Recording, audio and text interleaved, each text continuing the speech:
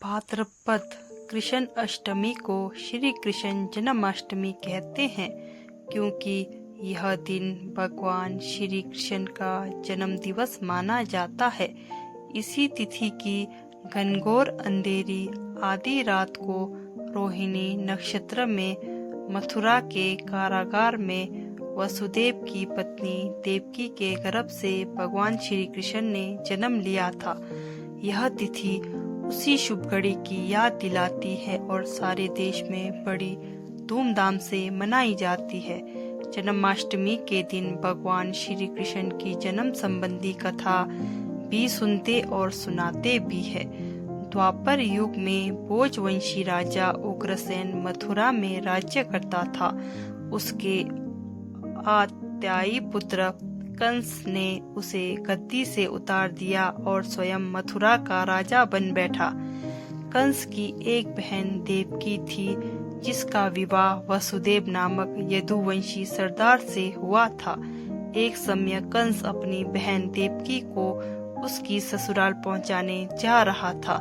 रास्ते में आकाश से कुछ इस तरह का आवाज सुनाई दिया, हे कंस, जिस देवकी को तू बड़े प्यार से ले जा रहा है, उसी में तेरा काल बसा है। इसी के गर्भ से उत्पन्न 8वां बालक तेरा वध करेगा। यह सुनकर कंस वसुदेव को मारने के लिए तैयार हुआ। तब देवकी ने उससे विनय पूर्वक कहा, मेरे गर्भ से जो संतान होगी उसे मैं तुम्हारे सामने ला दूंगी। बहनोई को मारने से क्या लाभ है। कंस ने देवकी की बात मान ली और मथुरा वापस चला आया। उसने वासुदेव और देवकी को कारागृह में डाल दिया। वसुदेव देवकी के एक एक करके 7 बच्चे हुए और 7 को जन्म लेते ही कंस ने मार डाला। अब 8वां बच्चा होने वाला था। कारागार में उन पर कड़े पहरे बैठा दिए गए। उसी समय नंद की पत्नी यशोदा का भी बच्चा होने वाला था। उन्होंने वसुदेव देवकी की दुखी जीवन को देखकर 8वें बच्चे की रक्षा का उपाय रचा।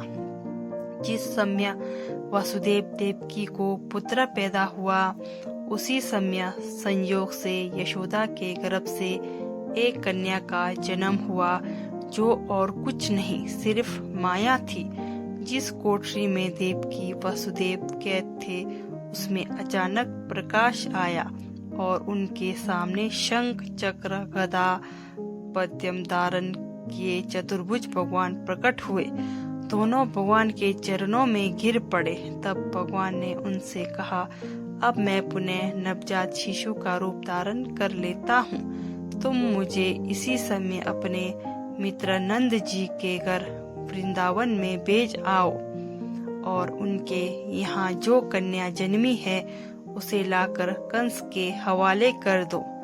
इस समय वातावरण अनुकूल नहीं है, फिर भी तुम चिंता ना करो।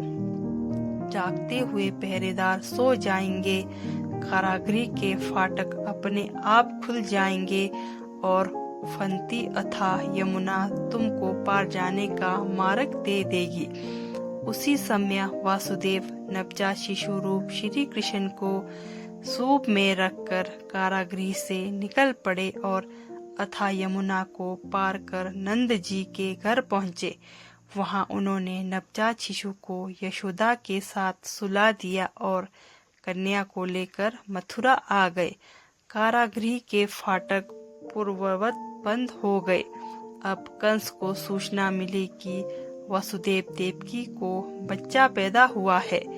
उसने बंदी गृह में जाकर देवकी के हाथ से नवजात कन्या को छीनकर पृथ्वी पर पटक देना चाहा, परंतु वह कन्या आकाश में उड़ गई और वहां से कहा, अरे मूर्ख, मुझे मारने से क्या होगा।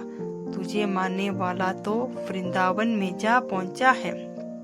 वह जल्द ही तुझे तेरे पापों का दंड देगा। द्वापर युग में श्री भगवान कृष्ण अपने साथ सुदर्शन चक्र लेकर कंस जैसे पापी को मिटाने आए थे। यह है श्री भगवान श्री कृष्ण जी की कथा।